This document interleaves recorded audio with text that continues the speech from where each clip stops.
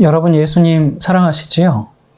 아마 많은 분들이 예수님을 사랑해서 정말 예수님이 원하시는 일이라면 난 정말 뭐든지 하고 싶다. 그런 마음이 충만할 거라고 생각합니다. 저도 참 예수님을 사랑합니다. 주님을 위해서 뭐든지 하고 싶었고 죽으라면 죽는 흉내도 내면서 나의 사랑을 어떻게 표현할까 그런 이제 고민을 했던 때가 있었습니다. 그래서 저기 열악한 나라에 선교사로 갈까? 그게 예수님을 사랑하는 방법일까? 전 세계 가난한 자들을 찾아다니면서 그 빈민가의 사람들과 함께 지낼까? 그게 예수님을 사랑하는 방법일까? 그런 고민을 하며 지냈던 적이 있습니다. 저는 이제 장로교회 모태신앙으로 어머니의 태에서부터 우리 신실한 어머니 덕분에 새벽 기도를 어머니 태중에서부터 다녔고요. 그리고 이제 태어나서 생후 몇 개월 안 됐지만 비가 오나 눈이 오나 또 어머니 등에 업혀서 계속 새벽 기도를 다녔어요. 그리고 이제 그게 곧 저의 습관이 돼서 저도 학창 시절에 새벽 기도를 다녔고요. 그리고 이제 학교에서 수업이 마치면 집과는 교회가 반대 방향인데 항상 교회로 먼저 가서 오늘 하루에 대한 감사 기도를 하고 돌아왔습니다.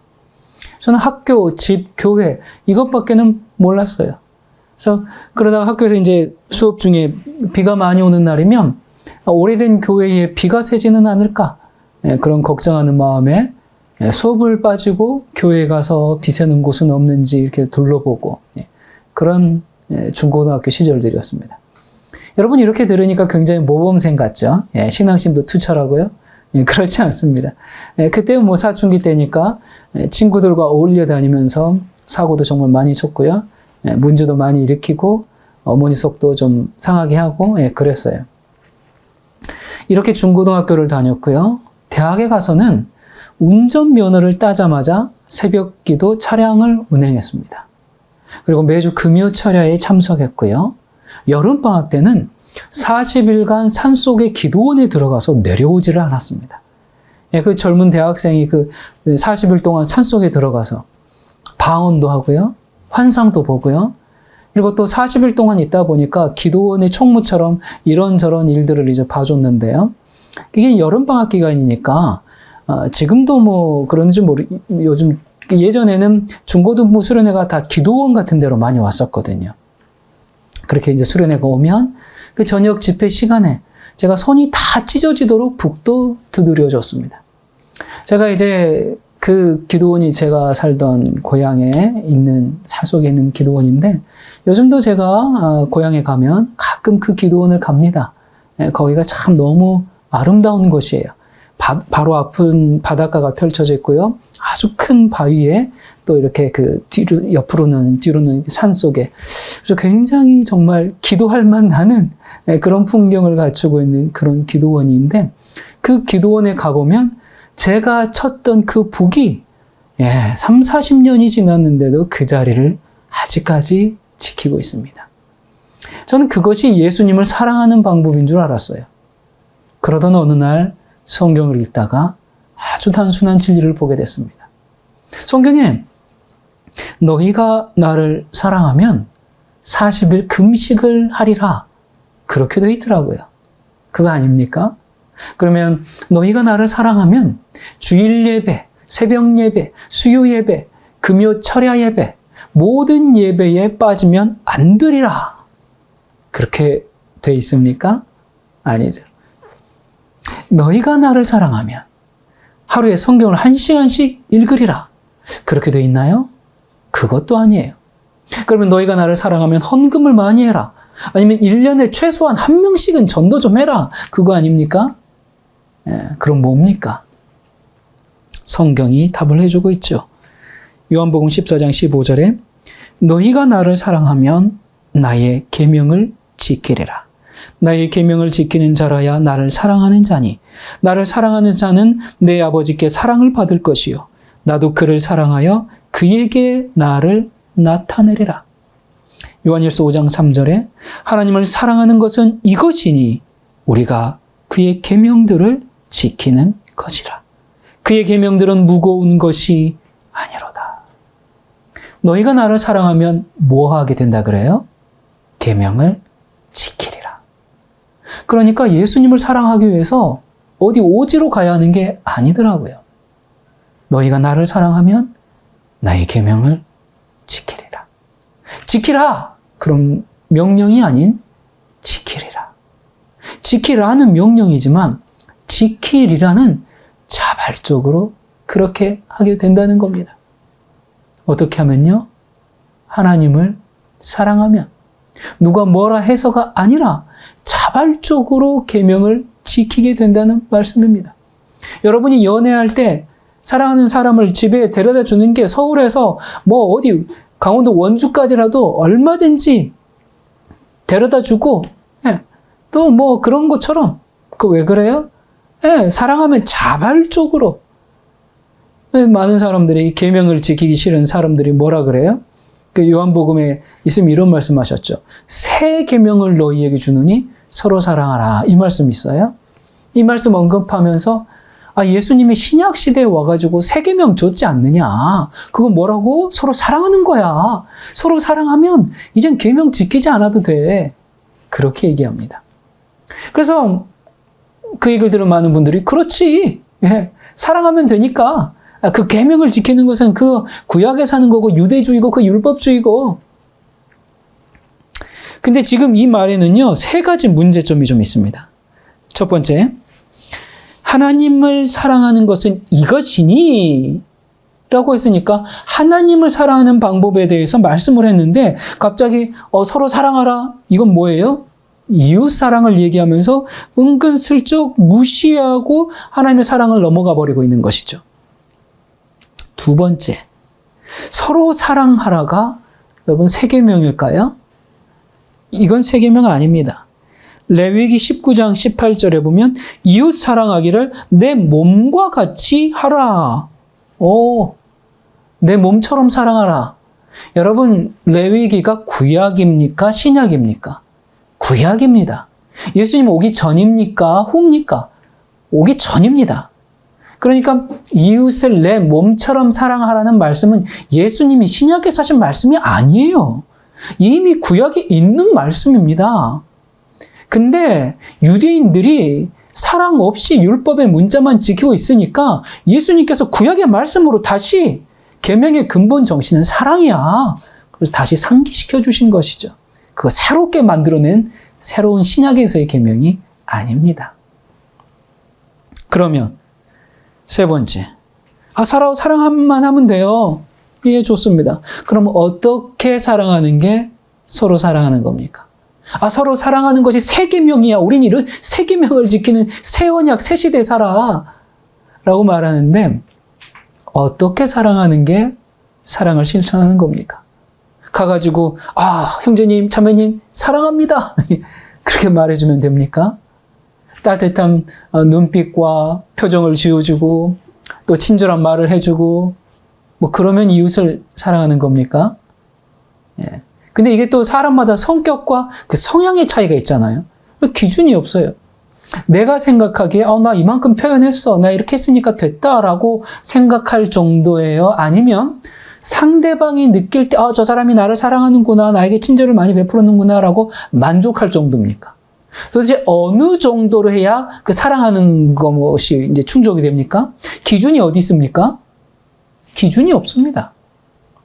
그래서 기준이 없으면 서로 싸우잖아요. 그래서 기준을 제시해 주셨어요. 서로 사랑하는 방법을 알려주셨습니다.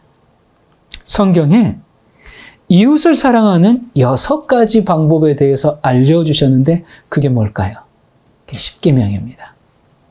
제5는 내 부모를 공경하라. 제6은 살인하지 말라. 제7은 간음하지 말라. 제8은 도둑질하지 말라. 제9는 내 이웃에 대하여 거짓 증거하지 말라. 제10은 내 이웃의 집을 탐내지 말라. 내 이웃의 아내나 남종이나 여종이나 소나 낙이나 소유 중 아무것도 탐내지 말라. 이게 이웃을 사랑하는 최소한의 방법이죠. 그저 막 상대방에게 따뜻한 미소를 보여주고요. 친절하게 하고 악수하고 그런 게 이웃 사랑이 아닙니다. 많은 사람이 사랑에 대해서 오해를 하고 있는데요. 뭐 사랑은 막 이런 몽글몽글한 그런 감정이 아니고요. 말씀의 원칙에 따라서 순종하는 것이죠. 지금 6가지는요. 이웃을 사랑하는 방법인데요. 자, 그렇다면 하나님을 사랑하는 방법에 대해서도 말씀해 주셨을까요? 예, 물론이죠. 그렇습니다. 그게 뭡니까? 바로 10계명의 첫 번째부터 넷째까지가 하나님을 사랑하는 방법이에요. 제1은 너는 나 외에 다른 신들을 내게 두지 말라. 제2는 우상을 섬기지 말라. 제3은 너는 내 하나님 여호와 이름을 망령되게 부르지 말라. 제4는 안식일을 기억하여 거룩하게 지키라. 여러분 얼마나 분명합니까? 이것이 하나님을 사랑하고 이웃을 사랑하는 방법이죠. 많은 교회가 계명은 폐했습니다. 이젠 지킬 필요 없어요. 우린 그저 사랑만 하면 됩니다. 그렇게 얘기를 하는데요. 이거는 밑도 끝도 없이 그냥 사랑만 하면 된다. 그거잖아요. 이건 전혀 예수님이 의도하신 바가 아니고요. 이런 주장은 여호와의 이름을 망령되이 부르는 이름을 우리가 기억해야 합니다.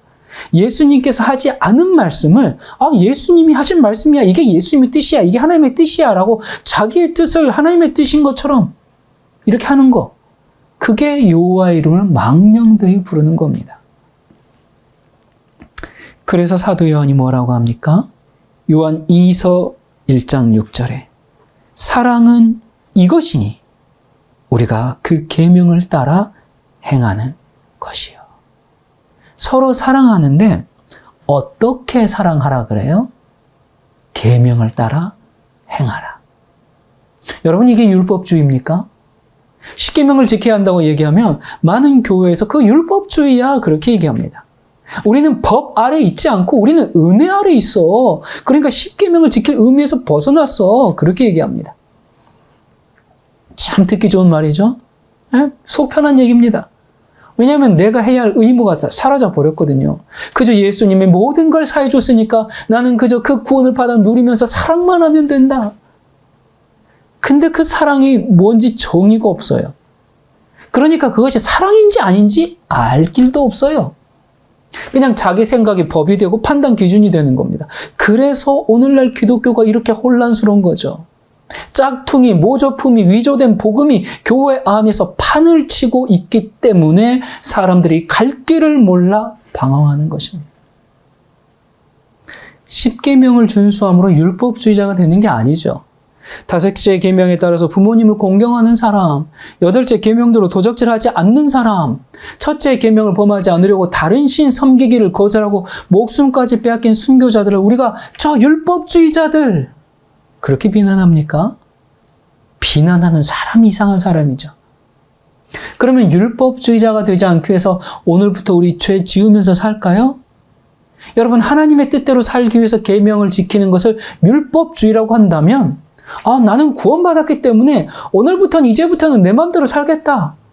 그렇게 하는 것이 정상적인 그리스도인이라고 볼 수 있겠습니까? 근데 참 이상하게도 이 사탄이 계명을 지키는 사람들을 마치 복음의 은혜를 거절한 사람들인 것처럼 그렇게 만들어놨습니다. 많은 사람들이 율법주의 그렇게 얘기하는데 계명을 지키는 것이 율법주의가 아니죠. 율법주의가 뭡니까? 그 율법을 지킨 그 자신의 선행을 의로 삼아서 스스로 구원을 이루려는 것이죠. 그러니까 다시 말해서 너 구원받고 싶어? 구원 받으려면 너 하나님 계명 열심히 지켜야 해. 그게 율법주의입니다. 여기 4부류가 있습니다. 첫 번째, 구원을 받았기 때문에 계명을 지킬 필요가 없다라고 말하는 10계명 폐지론자들이 있어요. 두 번째, 인간은 연약해서 계명을 지킬 수 없다. 마찬가지로 그래서 10계명 폐지론자가 있고요. 세 번째, 구원 받으려면 계명 지켜야 한다. 이건 율법주의가 있고요. 네 번째, 하나님을 사랑해서 주님의 계명을 주님의 말씀을 지킨다. 이게 이신칭인 믿음으로 말미암는 의죠. 자, 여러분은 이 4부류 중에 어떤 사람입니까? 여기 보면 3번과 4번은 겉으로 보기엔 둘 다 계명을 다 지킵니다. 근데 겉모습만 보고는 구분할 수가 없어요. 여러분은 구원을 받기 위해서 하나님의 계명을 지킵니까? 구원을 감사해서 하나님의 계명을 지킵니까? 그러니까 우리가 남들에 대해서 율법주의냐 아니냐는 겉모습이 아니라 그 마음의 동기를 봐야 하거든요. 여러분은 사람의 그 마음의 동기를 정확히 볼 수 있는 능력이 있으십니까? 그건 하나님만이 정확히 보실 수 있는 것이죠.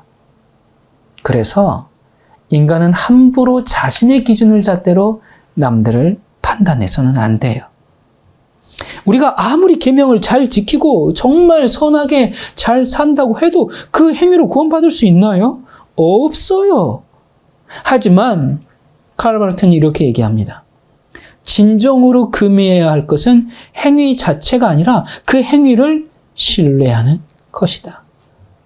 그러니까 행위를 신뢰하지 않기 위해서 행위 자체를 안 해버리는 것이 오늘날 현대 기독교회의 현실이죠. 구원은 그리스도의 보혈 때문이고요. 그 보혈에 진심으로 감사해서 어떻게 하면 주님을 기쁘시게 할 수 있을까? 어떻게 하면 주님을 사랑할 수 있을까 하는 마음으로 지키는 것이 순종입니다. 그래서 너희가 나를 사랑하면 나의 계명을 지키리라. 뭐 하면요? 사랑하면요. 계명을 지킬 수밖에 없다 그 말입니다. 사랑하는데 어찌 그분의 말씀에 순종하지 않을 수 있겠습니까? 생각을 해보세요. 여러분, 결혼한 부부는요, 남편과 부인의 본분을 다 해야 합니다. 그 관계에 합당한 태도를 보여야 됩니다. 근데 많은 사람들이요, 십계명을 읽으면서 좀 답답함을 느껴요. 딱 보더니, 너는 나 외에 다른 신을 섬기지 말라. 여러분, 이게 사실 지나친 요구입니까? 다 결혼식장에 이제 성혼선을 하고, 이제 그렇게 결혼식을 할 때, 결혼하는 부부가, 여보, 당신, 이젠 나 외에 다른 남자나 여자 만나면 안 돼? 이렇게 말하는 것이 지나친 겁니까? 그렇지 않죠. 십계명은 바로 그런 거거든요. 또 뭐라고 하셨어요?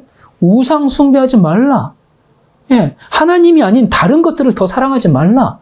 여러분, 이게 지나친 요구입니까? 하나님이 아닌 물질을 더 사랑하거나, 부부가, 여보, 결혼식 날, 내가 당신하고 결혼한 게 당신 사랑해서 그런 게 아닙니다. 당신 재산이 필요해서 그런 겁니다. 여러분, 그렇게 얘기하면 그 결혼식 어떻게 돼요? 파혼이 깨지는 겁니다.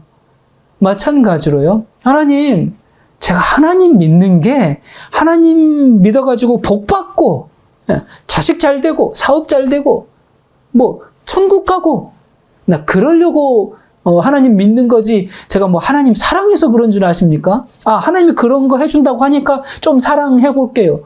이거하고 뭐가 다릅니까? 이게 바로 우상숭배거든요. 많은 기독교 신자들이 교회 다니면서 하나님 믿는다고 하면서 우상숭배식으로 하나님을 믿어요. 요한일서 2장 4절에 저를 아노라 하고 그의 계명을 지키지 아니하는 자는 거짓말하는 자여 진리가 그 속에 있지 아니하되. 그러니까 하나님을 믿습니다 하면서도 우리가 어떻게 계명을 다 지켜? 그렇게 계명을 무시하죠. 그러니까 그러면 다 지키지 못하니까 아예 처음부터 지키지 말까요? 여러분, 이게 구원받은 자의 삶의 태도입니까? 우리가 정말 어떻게 열심히 살려고 애 쓰다가 그러다가 실패하는 것과 어차피 실패할 거니까 하지도 마. 이거 얼마나 삶의 태도가 다릅니까? 요한일서 5장 2절에 우리가 하나님을 사랑하고 그의 계명들을 지킬 때에 이로써 우리가 하나님의 자녀 사랑하는 줄을 아느니라. 그러니까 하나님을 사랑하고, 우리가 하나님을 사랑하고 이웃을 사랑하는 방법을 여기 다시 분명히 말씀해 주죠. 뭐라고 하는 거예요? 그의 계명을 지키라고. 사람들이 왜 계명을 지키지 않느냐면 결국 자기 욕심 때문에 그렇습니다. 자기 욕망을 채우려다가 보니까 하나님의 말씀이 걸림이 되는 겁니다. 이거 외에 다른 이유가 있습니까? 없어요. 인간의 욕심, 인간의 탐심 때문에 인간은 스스로 괴로워하고 절망에 빠집니다. 이 인간의 욕심에 대해서 교훈을 주는 한 이야기가 있어요. 이 톨스토이의 사람은 무엇으로 사는가라는 이 이야기에 보면 당시 러시아는 아주 소수의 대지주와 국민의 대부분이 이제 그냥 소작농 이렇게 나뉘어져 있었습니다. 여러분, 남의 땅 빌어가지고 농사 짓는 사람은 그런 사람들의 희망은 뭡니까? 아유, 손바닥만 하더라도 정말 내 땅에서 한번 농사 지어봤으면 이런 소원이 있지 않습니까? 그런데 어느 날 이 파옴이라는 농부에게 아주 기쁜 소식이 들렸어요. 어느 인종 많은 대지주가 원하는 만큼 땅을 주겠다는 겁니다. 그 얘기를 듣고 파옴이 제일 먼저 찾아갔습니다. 지주님, 이게 사실입니까? 제가 어떻게 하면 땅을 가질 수 있습니까? 지주가 얘기합니다. 간단하네. 내일 아침에 해가 뜰 때부터 시작해서 해 질 때까지 자네가 밟고 돌아오는 모든 땅은 다 자네 것이네. 다만 조건이 있는데 해가 지기 전까지 돌아오기만 하면 된다네. 자, 그 얘기를 파옴이 듣고 집에 왔습니다. 내일이면 지주가 되는 겁니다. 얼마나 꿈에 부풀었겠습니까? 이거는 이미 로또 당첨 번호를 알고 이제 내일 그 당첨금을 찾으러 가기만 하면 되는 거예요. 잠이 오겠습니까? 얼마나 기뻤겠어요. 그래서 이제 아침도 먹지 않고요. 점심 도시락만 얼른 챙겨서 이제 그 지주에게 갔습니다. 출발 지점에서 이제 지주하고 만났어요. 자, 이제 거기에 자신의 모자를 딱 벗어놓고 출발 표시로, 그리고 이제 해가 뜨자마자 뛰기 시작합니다. 달립니다. 땡볕 속을 뛰고 또 뛰어갑니다. 숨이 치닫고 기진맥진하지만 자기가 밟는 땅이 이게 다 자기께 된다고 생각하니까 이 정도는 참을 수 있습니다. 점심 도시락 싸왔지만 먹을 시간이 어디 있어요? 그 앉는 시간만큼 땅 잃어버리는데 밥도 안 먹고 계속 뛰었습니다. 저쪽까지 갔다가 이제 꺾어서 또 갔다가 또 이렇게 들어오는데 해가 자꾸 뉘엿뉘엿 기웁니다. 이젠 돌아가야겠구나. 너무 멀리 왔다. 종일 쉬지도 않고 너무 뛰었더니까 이제는 숨쉬기조차 힘듭니다. 그런데 저기 보니까 저 언덕 위에 지금 휘청거리는 자기를 향해서 그 지주와 그의 종들이 어서와, 힘내, 할 수 있어, 괜찮아, 막 함성을 지르고 있습니다. 막 손을 흔들고 있습니다. 그 모습을 보고 파옴이 힘을 냈습니다. 마지막 죽을 힘을 다해서 막 언덕을 뛰어 올라갔습니다. 그리고 마치 슬라이딩 터치하는 선수처럼 출발 지점에 놔둔 그 모자에 파옴이 착 털려가서 손을 뻗고 해는 탁 쳤습니다. 드디어 자신의 땅을 얻는 순간이죠. 모든 사람들이 다 박수를 치면서 지주가 축하하오, 파옴 참으로 훌륭하오, 이제 저 넓은 땅이 모두 당신의 것이요. 그렇게 모두들 축하하고 있는데 파옴이 일어나지는 않습니다. 여보게, 이제 그만 쉬고 이제 일어나게나. 당신은 지주가 된 걸세.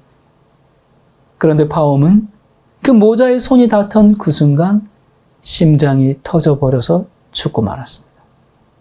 그리고 파옴의 시신이 들어갈 수 있도록 구덩이를 파서 묻었는데 채 2m도 되지 않았어요. 여러분, 참 소유에 대한 그 과도한 욕심, 탐심, 이런 것이 극성을 부리는 그런 사회죠. 요즘 신문과 방송, 인터넷을 어지럽히는 불행한 사건들은 결국 모두가 대부분이 그 과도한 소유욕 때문에 발생한 거 아닙니까? 바다는 메워도 사람의 욕심은 못 메운다는 속담이 있어요. 이 욕심에서 벗어나야 한다는 교훈이 역사 속에 가득한데 그걸 붙잡고 있을수록 불행한데 이것을 교훈으로 새겨드는 사람들이 너무 적은 세상이라 안타깝습니다. 사탄이 철저히 우리를 속이고 말 그대로 숨 넘어가게 하고 있죠. 우리를 물질의 노예가 되어가게 하고 있습니다. 여러분, 우리가 성경을 열어보면요, 성경이 뭐부터 시작합니까? 창세기부터 시작하죠. 창세기 첫 장에 무슨 얘기가 제일 많은 줄 아십니까? 하나님께서 천지를 창조하면서 좋았더라, 매일 좋았더라를 연발하십니다. 좋았더라. 그리고 사람을 만들고서는 심히 좋았더라. 이렇게 좋다고 시작한 창세기가 맨 끝에 어떻게 끝나는 줄 아십니까? 맨 끝절에 보면 창세기 50장 26절에 요셉이 110세의 죽음에 그들이 그의 몸에 향재료를 넣고 애굽에서 입관하였더라. 매우 좋았다고 시작했던 창세기가 요셉이 입관하였더라.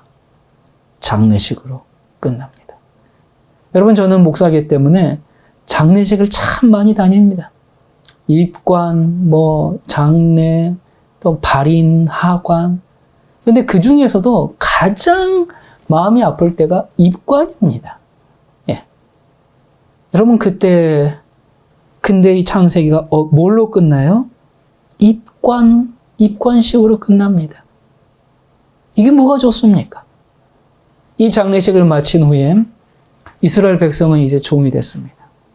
매우 좋았더라, 심히 좋았더라, 그렇게 시작된 이 창세기가 뭐 때문에 이렇게 돼버렸어요? 죄 때문에. 사탄의 종 노릇을 하게 됐습니다. 하루아침에 종이 돼가지고 이젠 벽돌을 찍으면서 살게 됐습니다. 이스라엘 백성이 왜 출애굽했습니까? 왜 애굽에서 빠져나왔어요? 종살이 하기 싫어서요. 종살이는 왜 합니까? 먹고 살려고요. 그 일을 해야 먹여주니까. 차마 죽지는 못하겠고 목숨을 부지하기 위해서 할 수 없어서 하는 일이 종살이입니다. 근데 여러분, 종살이 하면 이런 노예나 머슴 이런 것만 생각하는데 아닙니다. 오늘날 지구상에 사는 거의 대부분의 사람들이 먹고 사는 종살이를 하고 있죠. 왜 이스라엘 백성을 인도하셨는가? 출애굽기 7장 16절에 보면 여호와께서 나를 왕에게 보내어 이르시되 내 백성을 보내라. 그들이 광야에서 나를 섬길 것이니라. 나를 섬기게 하려고. 지금까지는 이 백성들이 누굴 섬겼어요? 바로를 섬겼어요. 파라오 왕을 섬겼어요. 사람을 섬겼어요. 그러니까 종으로 사는 거죠. 이제는 하나님을 예배하게 하는 하나님의 백성이 되게 하려고, 하나님을 바르게 예배하는 백성을 만들기 위해서 이들을 종살이에서 건져낸 겁니다. 사탄은 이 백성을 먹고 사는 것을 인생의 전부로 만들어가지고요, 다른 사람처럼 그냥 종으로 살다가 그냥 소망 없이 죽게 만들려고 했어요. 하나님께서 이 먹고 사는데 얽매여서 종 노릇하는 이들을 마침내 탈출시키기로 하십니다. 여러분, 이스라엘 역사에서 출애굽은 가장 중요한 사건이거든요. 출애굽이 없었다면 애굽에서 종살이 하다가 잊혀졌을 거예요. 그런데 사탄이 지금도 우리를 똑같은 방법으로 하나님을 잊어버리게 지금 하고 있습니다. 우리를 종살이 시키고 있습니다. 예수님이 이 땅에 오신 이유가 무엇인가? 이스라엘 백성을 출애굽시킨 것과 똑같습니다. 히브리서 2장 15절을 보면 또 죽기를 무서워함으로 한평생 매여 종노릇하는 모든 자들을 놓아주려 하심이니. 많은 사람이 좀 더 벌기 위해서 뛰고 있습니다. 여러분은 왜 사십니까? 뭐하러 사십니까? 좀 더 잘 살려고요? 자, 그러면 뭐가 잘 사는 겁니까? 버스 대신 자가용 타고요? 또 전세집 대신에 내 집 갖고요? 높은 자리에 올라가서 인정받고요? 여러분, 그렇게 사니까 행복하십니까? 물론 어느 정도의 행복이 있을 수 있습니다. 어느 정도의 만족이 있을 수 있습니다. 그런데 그것 때문에 막 미래가 밝습니까? 마음이 평안합니까? 외적인 조건들이 주는 만족이 있기는 해요. 저 그거 부인하지 않습니다. 그런데 그것이 사는 게 전부라면 그것이 애굽입니다. 그게 종살이입니다. 그게 세상의 노예가 되는 겁니다. 이스라엘 백성이 왜 애굽에 내려갔습니까? 잘 먹고 잘 살려고. 그런데 가서 먹고 사는 종살이가 됐습니다. 종살이하는 우리 모습을 봐야 합니다. 애굽에 갇혀버린 우리의 모습을 봐야 해요. 여러분, 북한을 움직이는 힘이 뭡니까? 사람들이 무엇 때문에 그렇게 탈북을 합니까? 배고프니까. 북한을 움직이는 힘이 식량입니다. 먹고 살기 위해서 목숨을 걸고 탈북을 시도합니다. 공산주의는 배고프면 무너집니다. 저 북한 정권 곧 무너질 겁니다. 지금 저렇게 버티는 게 신기할 정도입니다. 최근에 북한 외교관들이 줄줄이 탈북하는 소식이 들려오죠. 여러분, 외교관 월급이 얼마라 그래요? 뉴스 보셨습니까? 외교관 월급이 3,000원입니다. 그거 가지고 먹고 살 수 있습니까? 없어요. 그래서 외교관이 먹고 살려고 밀수라든지 그런 뒷거래를 해야지만 살아갈 수 있다고 해요. 그 외교관이 월급이 3,000원인데 일반 사람들은 100원도 못 받고 삽니다. 여러분, 이게 사는 게 아니죠. 이거 무너질 수밖에 없어요. 이거 당연한 겁니다. 자, 그렇다면 자본주의 사회는 어떻습니까? 똑같습니다. 여기도 물질에 기초한 사회거든요. 고상한 척하고요. 넥타이 메고 양복 입었지만 똑같은 물질입니다. 한쪽은 너무 없어서 지금 무너지고 있고요. 다른 쪽은 너무 넘쳐서 무너지고 있습니다. 물질이 전부인 사회는 어떤 모양이든지 간에 결국 무너집니다. 그건 당연한 겁니다. 사탄이 예수님과 대결할 때 뭐 가지고 첫 협상을 했습니까? 첫 테이블에 올린 협상 이슈가 뭐예요? 아이고, 예수님, 저 하늘에서 오셔가지고 참 40일 동안이나 굶으시고, 아이고, 배고프시겠습니다. 그 인간을 구원하러 먼 데서 오셨는데 고생이 너무 많습니다. 사람 구원하시는 것도 좋은데, 자, 사람 구원도 힘이 있어야죠. 먹어야 하죠. 자, 그러니까 돌을 떡으로 좀 만들어 보시죠. 그거 뭐, 떡 한 덩이 만드는 거, 뭐, 여러분 그 대수롭지 않은 거라고 느껴지거든. 한 3일 굶고 한번 다시 와 보십시오. 3일을 굶고 밥을 보면 눈물이 날 겁니다. 일주일을 굶고 나서 밥을 보면요, 밥에 찬양이 나올 겁니다. 그 앞에서 무릎을 꿇고 눈물을 흘릴 겁니다. 자신의 자존심과 뭐 체면 다 없어지는 겁니다. 이것이 세상을 움직이는 힘입니다. 사탄이 그것을 알고, 아, 인간 구원도 좋지만 먼저 잡수십시오. 잡수고 이러시오. 아무리 많이 가져도 사람들이 더 갖고 싶어서 욕심을 부리다가 다 망합니다. 그걸 지금 건드는 겁니다. 돈 있어야 먹고 살지 얼마나 마땅합니까? 먹어야 사는 것은 사실입니다. 여러분, 거짓말 아닙니다. 사탄은 지금 사실을 말하고 있어요. 먹는 것을 해결해 주면 난 믿겠습니다. 이건 거래죠. 이렇게 믿는 사람은 하나님께서 딱 이렇게 먹는 게 떨어지면 어떻게 돼요? 예수님 안 믿습니다. 돈 있어야 살죠. 맞아요. 돈 있어야 삽니다. 그거 거짓말 아닙니다. 근데 예수님이 떡 필요 없다. 돈 필요 없다. 그거 안 먹겠다. 그랬습니까? 그러면 틀립니다. 그거 아닙니다. 밥 먹어야 삽니다. 돈 있어야 삽니다. 예수님이 밥을 부정한 게 아니에요. 예수님 뭘 말씀하셨어요? 사람이 먹으려고 사는 건 아니다. 사람이 존재하는 그 목적이 먹는 게 아니야. 그것을 부정하지는 않으셨지만 그것 때문에 사는 게 아니라고 말씀하셨습니다. 인간이 먹기 위해 존재하는 것이 아니에요. 하나님께서 인간을 창조하실 때 하나님의 형상으로 창조하셨어요. 그런데 죄로 말미암아 그 형상이 깨지고 사람이 어떻게 됐어요? 먹고 사는 동물로 떨어져 버렸어요. 동물과 별반 다를 게 없어요. 그게 타락인 겁니다. 먹기 위해서 사는, 더 갖기 위해서 사는 그런 물질의 노예가 된 겁니다. 그게 타락입니다. 예수님께서 사탄아 물러가라. 주 너의 하나님을 경배하라 그랬어요. 밥은 중요합니다. 그러나 밥이나 돈을 경배하기 위해서 존재하는 게 아니다 그 말이에요. 떡만으로 사는 게 아니다 그 말입니다. 이스라엘을 애굽에서 건져낸 목적이 똑같아요. 먹고 사는데 온통 정신이 빠져 있기 때문에 그들을 불러내가지고 이제는 하나님의 이상을 실현하고 하나님께 예배하고 그렇게 살도록 그들을 출애굽시켰어요. 그리고 지금 우리도 동일한 부르심을 받고 있습니다. 자, 그런데 아직 중요한 문제가 해결이 안 됐어요. 하나님을 믿어도 먹어야 믿지. 맞아요. 먹어야 믿죠. 하나님께서 여기에 대답을 주셔야 합니다. 어떻게 대답을 주십니까?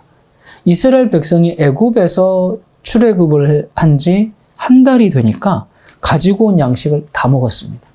백성들이 먹을 거 떨어지니까 이제 원망하기 시작했어요. 뭐라고 그래요? 아이고, 하나님 믿다가 다 굶어 죽겠습니다. 이 허허벌판에 먹을 것도 하나도 없는데 어떻게 살라고? 예? 믿어도 먹어야 믿지. 배는 고픈데 그냥 우리가 저기 애굽으로 돌아가서 그냥 실컷 먹다가 죽는 게 낫겠다. 하나님이 여기에 대답을 주셔야 합니다. 그래서 하나님께서 뭐라 그러세요? 이제부터는 내가 책임지고 먹이겠다 하시면서 어떻게 하셨습니까? 만나를 내리셨어요. 하나님 섬기다가 다 굶어 죽었대. 그럼 누구 망신이에요? 하나님 망신이죠. 하나님 믿는 나라는 다 가난해. 그러면 어떻게 되겠습니까? 하나님 책임이죠. 그래서 하나님 믿는 사람들은 잘 먹어야 됩니다. 잘 살아야 됩니다. 왜? 하나님 망신 안 당하려고. 그래서 하나님께서 친히 양식을 내려서 백성을 먹이셨어요. 먹고 살기 위해서 사는 것은 해결됐습니다. 이제 인간이 존재하는 이유인 하나님을 찾아서 하나님께 경배하는 게 남았어요. 무엇을 예배할 것인가? 누구를 예배할 것인가? 이것이 지금 하나님과 사탄 사이에서 인간을 가운데 두고 지금 서로 벌어지고 있는 이런 전쟁인데 하나님께서 만나를 주시면서 그들을 먹여주시면서 한 가지 주문하신 게 있습니다. 만나를 주긴 준다. 너희를 먹여주겠다. 그런데 금요일에는 다른 날보다 2배로 주고 안식일에는 내리지 않을 테니까 거두러 나오지 말아라. 다른 날에는 2배로 거두면 다 썩어요. 그런데 안식일에는 금요일 날 2배 거둬도 안식일에 썩지 않도록 하겠다라고 약속을 해주십니다. 우리 그 내용을 출애굽기 16장에서 좀 봅시다. 모세가 그들에게 이르되 여호와께서 이같이 말씀하셨느니라. 내일은 휴일이니 여호와께 거룩한 안식일이라. 너희가 구울 것은 굽고 삶을 것은 삶고 그 나머지는 다 너희를 위하여 아침까지 간수하라. 그들이 모세의 명령대로 아침까지 간수하였으니 냄새도 나지 아니하고 벌레도 생기지 아니한지라. 모세가 이르되 오늘은 그것을 먹으라. 오늘은 여호와의 안식일인즉 오늘은 너희가 들에서 그것을 얻지 못하리라. 엿새 동안은 너희가 그것을 거두되 7째 날은 안식일인즉 그날에는 없으리라 하였으나 7째 날에 백성 중 어떤 사람들이 거두러 나갔다가 얻지 못하니라. 여호와께서 모세에게 이르시되 어느 때까지 너희가 내 계명과 내 율법을 지키지 아니하려느냐. 볼지어다 여호와가 너희에게 안식일을 주므로 6째 날에는 이틀 양식을 너희에게 주는 것이니 너희는 각기 처소에 있고 7째 날에는 아무도 그의 처소에서 나오지 말지니라. 그러므로 백성이 7째 날에 안식하니라. 지금 하나님께서 이 사람들을 배불리 먹여주시면서 뭘 요구하십니까? 안식일을 지키라. 안식일이 뭐 하는 날인데요? 뭐 하는 날이냐면 출애굽기 20장 8절에 이렇게 말해줍니다. 안식일을 기억하여 거룩하게 지키라. 이는 엿새 동안에 나 여호와가 하늘과 땅과 바다와 그 가운데 모든 것을 만들고 7째 날에 쉬었음이라. 그러므로 나 여호와가 안식일을 복되게 하여 그날을 거룩하게 하였느니라. 안식일이 무슨 날이라는 거예요? 지구와 인간을 창조하고 그 날을 기념한 날이라는 겁니다. 그러니까 하늘과 땅과 바다와 물들의 근원을 만드신 하나님을 경배하는 날입니다. 다른 날 말고 안식일에 예배하라는 겁니다. 많은 기독교인들이 그래 다른 계명은 다 지켜야 돼. 하지만 그 넷째 계명 안식일은 안 지켜도 돼. 안식일 지키는 건 율법주의야. 그렇게 얘기합니다. 여러분 10계명 중에서 넷째 계명 안식일을 준수하는 사람들만 율법주의자가 되는 것입니까? 아니죠. 또 어떤 사람들은 안식일이 일요일인 줄 아는데 토요일입니다. 일요일은 일주일 중에 첫날이고요. 안식일은 일주일 중에 마지막인 토요일입니다. 일주일 중에 첫날인 일요일이 아니라 일주일의 마지막인 토요일 안식일 그날에 하나님을 예배하라고 수없이 말씀하셨습니다. 많은 사람들이 일요일을 주일이라고 부르는데요. 주일은 토요일입니다. 주일은 주의 날을 줄임말이 주일은 아닙니까? 근데 예수님께서 직접 뭐라고 말씀하셨어요? 인자는 안식일에 뭐다? 주인이다. 예수님이 주인인 날이 어떤 날이에요? 안식일. 그래서 안식일을 주일이라고 불러야 합니다. 일요일이 주일이 아니고. 이 먹는 것과 예배는 뗄 수 없기 때문에 하나님께서 먹는 것을 주실 때 예배와 연결하셨어요. 먹어야 믿지? 예, 이제 해결됐습니다. 그런데 여기 보니까 하나님께서 이 사람들에게 이제 예배하는 날인 안식일을 지키게 하실 때 사람들을 뭘로 훈련시켰어요? 먹는 것으로 훈련을 시켰습니다. 이 먹는 것으로 훈련시키는 게 누구 얘기입니까? 동물들이나 먹는 것으로 훈련시킵니다. 우리 참 기분 나쁘죠? 아니, 하나님께서 사람을 어떻게 보시고 지금 이거 뭐 가지고 훈련시키는 거예요? 먹는 것 같고. 다른 날은 만나를 2배 거두면 다음날 썩어버려. 근데 금요일 날은 2배가 내려서 2배 거뒀는데 다음날 안식일에 안 썩어. 그리고 또 안식일엔 안 내려. 이렇게 해서 뭐 하는 거예요? 안식일을 지키는 훈련을 지금 시키고 있는 겁니다. 하나님이 지금 사람을 뭐 취급하시는 것 같아요? 동물 취급하는 것 같아요. 왜 그래요? 이스라엘 백성이 그 애굽에서 먹고 살려고 하다 보니까, 아니, 먹고 사는 것밖에 관심이 없다 보니까 동물 수준까지 떨어졌습니다. 먹기 위해서만 사는 인간은 동물보다 나은 게 없습니다. 동물이랑 다른 게 없습니다. 오로지 먹는 데 정신이 팔려서. 그래서 동물 훈련시키는 방법을 사용한 것은 인간이 지금 거기까지 떨어졌기 때문에, 거기까지 타락했기 때문에 하나님께서 그걸로 훈련을 시켰죠. 근데 그 먹는 걸 가지고 훈련을 시킨데 그걸 무엇과 연결해서요? 이 출애굽과 동시에 하나님을 예배하는 방법과 연결해서 훈련시켰습니다. 이제는 먹고 살지 말고 믿고 살라고 안식일 훈련을 시키셨어요. 애굽에서 나오자마자 만나를 통해서 안식일을 기억하도록 했어요.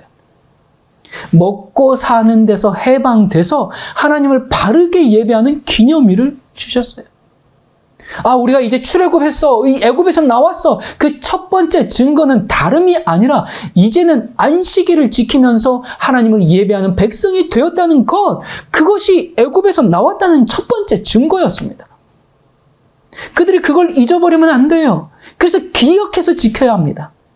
먹고만 살던 사람들을 믿고 살게 만든 게 안식일입니다. 여러분, 저는 오늘 어떤 율법을 얘기하고 있는 것이 아닙니다. 하나님의 계명을 지켜야 합니다. 저 그런 걸 말씀드리는 게 아닙니다. 인간의 존재 이유, 인간의 도리, 인간의 삶의 의미, 인간의 삶의 목적에 대해서 말씀드리고 있는 겁니다.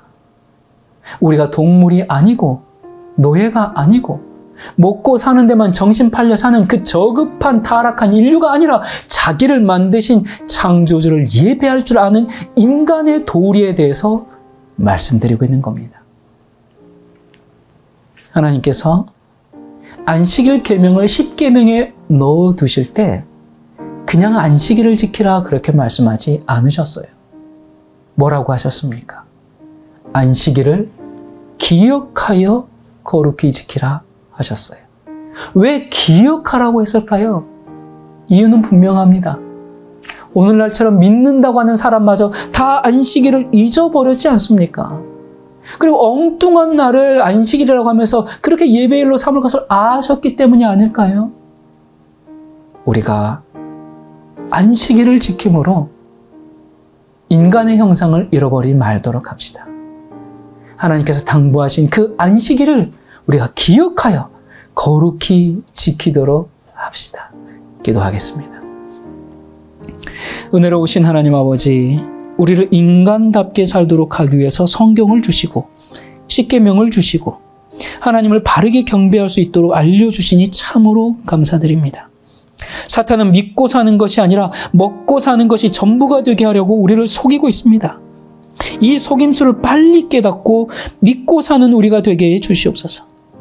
주님의 계명에 순종하는 것이 무거운 짐이 아니라 우리가 예수님을 진실로 사랑하면 하나님의 계명을 자연히 지키게 될 것입니다.